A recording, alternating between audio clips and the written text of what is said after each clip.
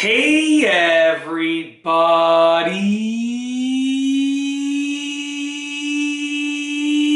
I'm here today to show you my pretty big Nintendo 64 game lot pickup. And I'm going to tell you to check this out. So once again, the topic of this video is me showing you my pretty big Nintendo 64 game lot pickup. And you should really check this out. So check this out. I got a big game lot of Nintendo 64 games. I got 16 games. I'm going to show you the games that I got. I'm going to tell you what I paid. And I'll tell you why this game lot was, pretty important to me. So let's go over the games first. I'm going to get right into this. I don't want this could be like a 20-minute video. I'm going to try and keep it around 5 minutes, hopefully. So let's get into the games, okay? And I'll tell you, some of the games have prices on them, some of them don't. Some of the prices are accurate, some are from, previous owners and stuff like that. But I'll tell you what I paid at the end. And it'll be quick. So let's get into this. I'm not going to drag it on. As soon as I'm done, I'll tell you right now, I paid $400 for all these games Canadian, okay? Just so you know, $400 Canadian. The original listing price, when I combined all the prices of the individual games, was about $465.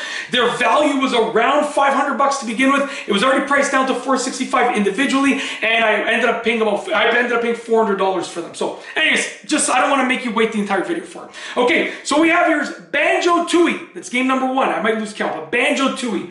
The sequel to Banjo-Kazooie, honestly, it's one of my favorite games on the system. And Banjo-Kazooie, game number 2. Banjo-Kazooie. This was actually literally basically my favorite game for a solid couple of years on the N64, okay?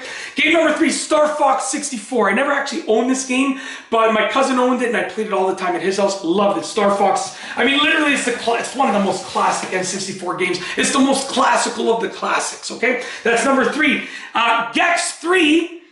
Deep Cover Gecko is game number 4. Gex 3. I don't even think I ever played this. I had Gex 1 and I played Gex 2, but I love Gex 1. I think I had Gex for the PlayStation though. It wasn't for the N64, but this is, I think, game number 4 we're on, something like that. Gex 3 Deep Cover Gecko. Gex 3 Deep Cover Gecko. And he looks, he's in a wrestling. This is hilarious. I love these covers, man. I love them. Okay, Clay Fighter 63 1/3, right? Yeah, Clay Fighter 63 1/3, not Sculptor's Cut, although the seller had Sculptor's Cut. And I was like, oh man, but I'm gonna get it, just not yet. So Clay Fighter, I actually, I believe I rented this from my local video store and I played and I enjoyed it. I rented it a couple times, but I never owned it. But Clay Fighter 63 1/3, I think that was 5, I might lose count. Ready to Rumble Boxing Round 2. Fun fact, this is my 3rd copy of this game. I have a Ready to Rumble Boxing Round 2 for Game Boy Advance sealed, and then I was going to open it, but then I saw, I think I paid like $10 or $5 for it, a Ready to Rumble Boxing Round 2 Game Boy Advance loose. So I was like, if I buy this for $10, I don't have to open the sealed copy, right? So I just bought that, and then this is the 3rd version of the same game. Why did I have 3 versions? I don't even know. I enjoyed the game. I actually had this for one of my systems. I enjoyed it. But, it's a fun game, right? This is number 6, I believe, okay? Duke Nukem 64. Classic game. You can't go wrong with a Duke Nukem. Game number 7. Let me find the other one here.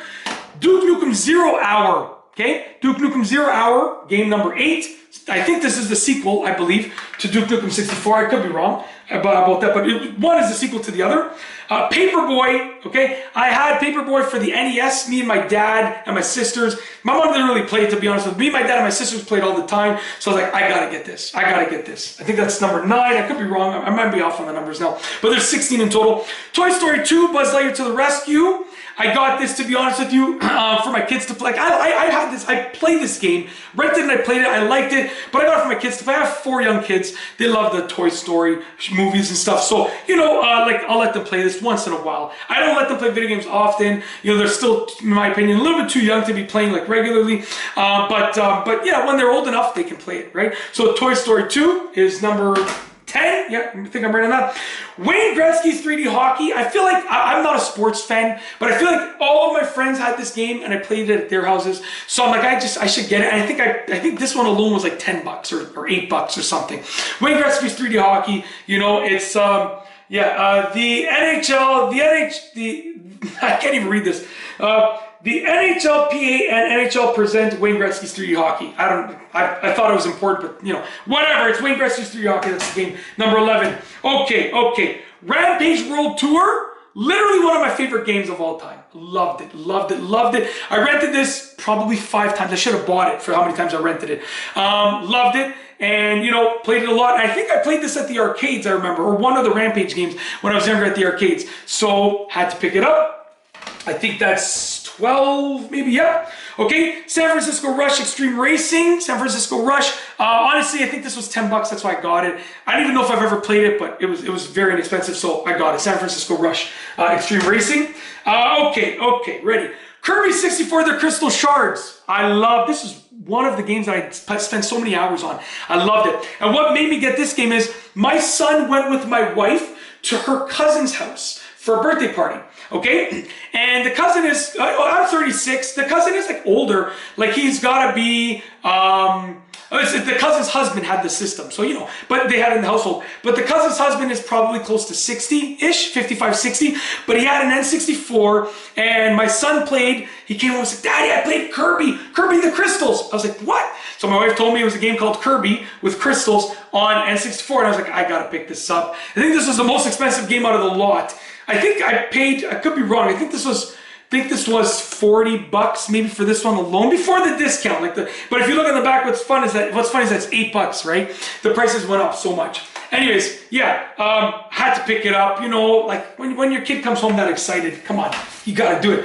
007 The World Is Not Enough. I never had this game, I don't even know if I ever played it, but everybody had 007, the original N64 game. I didn't have it, but everyone else had it, so I played it galore. So I was like, I gotta pick this up, gotta get it. Fun fact, once again, $8.95 on the back of that. Obviously, I don't know what I paid, but it was maybe 20 bucks. I don't know, it was a bit more.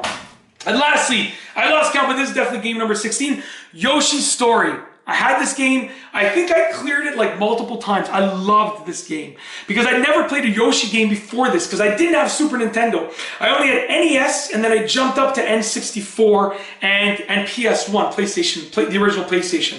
So I got this game and I loved it, and I had to pick it up for nostalgia. So, like I said, I think the value of those, and I'm filming this in September of 2023. I released my videos, like I film my videos far in advance. And I scheduled them out to be released later, like, you know, via like a calendar that I sort of create. But essentially, at this time, the value of all those games, I think, is around 500 bucks. But he had listed them individually when I combined them all of the individual prices at about 465. It was 465. I talked him down to 400. Solid guy. His name was James. James, and you know, he's subscribed to the channel. After we started talking, I told him what I did. He ended up subscribing to the channel. I don't know if he'll still be subscribed, you know, when this comes out. This will probably be actually a year plus after I bought these, according to my calendar. This will be somewhere in October, November of 2024.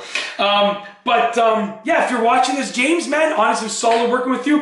And he has so many games that he's selling, he's downsizing his collection, so I'm probably going to go back in a month. I kind of do a monthly purchase of like a bulk amount of games. I'll probably go back in a month and I'm going to go and, you know, tackle all my, maybe get like 10 or 15 3DS games and DS games from him. And then maybe a month later we'll do Game Boy, you know? So James, I'm going to reach out again, man. I got his information, you know, I'll reach out. But yeah, honestly, a long story short, because sorry, this video is already almost 8.5 minutes. I was way off at the time. But I got an N64 about a year ago, roughly, maybe a year ago. And I ended up buying a few games for it. And when I got the N64, plus I think about 4 or 5 games with it, I made a list of like all the games that I wanted. So games that I enjoyed as a kid, and games that I rented as a kid, games that I owned, games that I played that I wanted. And the list was like probably like 100, 120 games.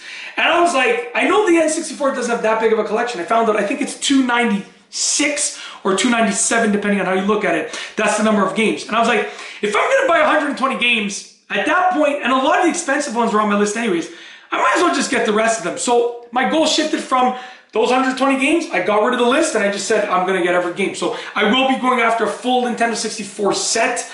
I was tempted to just buy like the whole set at once. You know, I think it ended up being like, I saw a couple of deals for like 20 grand. And I was like, oh man, I could just save myself a whole bunch of time. But I like the memories of meeting up with people. And if we go on a vacation somewhere, I'll end up buying 4 or 5 games from this place, you know. And I can remember that I got these games here. I got these games as a batch together. It's just more fun for me to do it like that. You know, even cost effective wise, it's probably better for me just to buy the whole collection at once. I'll save a lot more money. But but the fun isn't there, right? And also I have to dish out 20 G's at once, whereas now I dish out 400 or 500 at a time when I buy a big batch of games. Some are expensive, some are cheaper.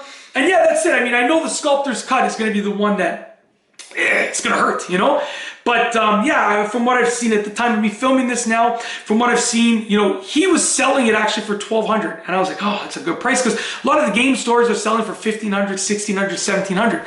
But it's like I didn't want to dish out all that cash for one game right now. I'm not going to leave it as the last one, but I think I'm going to wait about 6 months to a year and then I'll get it. But when I do get Sculptor's Cut, I'm gonna make a video of my, that deserves its own video. And I'm gonna buy that alone, okay? Trust me. So anyways, like I'm doing well, obviously, you know, like financially I'm doing great, but I'm still cheap at heart. It still hurts spending 400 bucks on games. No matter how much money I have or I'm making, it still hurts. It's just, I'm frugal by nature, so it's always gonna hurt, you know, spending that much money on games. But the difference is, I like literally, these games, like I say, when I leave this earth, that's when these games, I'm going to have these for my entire life. I'm not selling them, I'm not trading them, I'm not getting rid of them. You know, when I leave this earth, my kids can decide whatever they want to do with them, totally fine with me. But for me, I'm keeping these my whole life, straight up. So that's why I don't mind as much spending that kind of money. Anyways, this video is way longer than I thought. I do apologize, but you know, it's a pretty big pickup lot of N64 games, and hopefully you enjoyed it. Yeah, so anyways, if you like this game pickup, game lot for N64 video, please be sure to give it a thumbs up. Let me know what you think down below as a comment. And of course, be sure to subscribe for more good videos just like this one. And that's all I have for you today. Thanks for watching.